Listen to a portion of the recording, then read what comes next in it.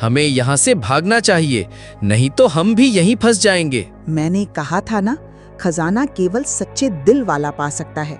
सूरज का लालच उसे ले डूबा। ये सिर्फ एक चेतावनी थी जो सच्चे खजाने की ओर इशारा कर रही थी। ये संदूक केवल अयोग्य लोगों को दूर रखता है और उन्हें सबक सिखाता है। रामू ने संदूक को छूने की कोशिश की, लेकिन कलावती ने उसे रोका। रुको रामू, ये संदूक असली खजाना नहीं है। ये सिर्फ एक रक्षक है जो अयोग्य लोगों को दूर रखता है। असली खजाना पेड़ की जड़ों में और भी गहराई में छिपा है।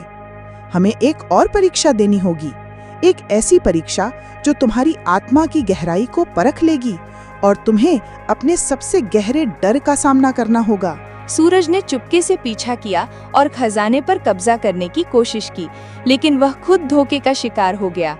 यह संदूक सिर्फ एक जाल था, एक परीक्षण जो लालचियों को दूर रखता था और उन्हें एक गहरा सबक सिखाता था।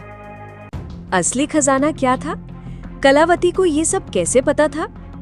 क्या वो पेड़ की रक्षा करने वाली शक्ति का हिस्सा थी या वो खुद कोई गुप्त ज्ञान रखती थी? अगला परीक्षण क्या था और क्या रामू उसे पास कर पाएगा? क्या उस संदूक में कोई और रहस्य छिपा था? कलावती ने अपनी जीर्ण शीर्ण किताब से एक और मंत्र पढ़ा जो पहले वाले से भी ज्यादा जटिल और पुराना था, और उसकी आवाज में एक अजीब सी गूंज थी।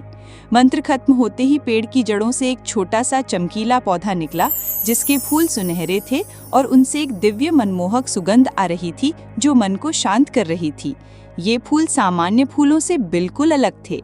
वे हवा में तैर रहे थे जैसे वे इस दुनिया के न हों, और उनकी चमक अंधेरे में रास्ता दिखा रही थी जैसे वे स्वयं प्रकाश हों। ये फूल अमर हैं। इन्हें बेचकर तुम अपनी गरीबी खत्म कर सकते हो, लेकिन केवल वही इन्हें ले सकता है जिसका दिल साफ हो और जिसमें कोई लालच ना हो। जो इन्हें लालच से छुएगा वो इन्हें खो देगा और उसे कभी सुख नहीं मिलेगा, बल्कि उसे भयानक परिणाम भुगतने पड़ेंगे। रामू ने एक फूल उठाया और उसे शांति और खुशी महसूस हुई। फूल उसके हाथ में चमकने लगा और उसकी चमक रामू के चेहरे पर एक अजीब सी रोशनी ला रही थी, जैसे वह स्वयं प्रकाशित हो गया हो। शेखर ने भी एक फूल लिया, लेकिन उसका फूल उसके हाथ में आते ही मुरझा गया और फिर धूल में बदल गया। शेखर के चेहरे पर निराशा और क्रोध साफ दिख रहा था और उसकी आंखों में भयानक दर्द था। ये क्या हुआ? मेरा फूल क्यों मुरझा गया? कलावती माँ, तूने मुझसे झूठ कहा है। तू हमें बेवकूफ बना रही है।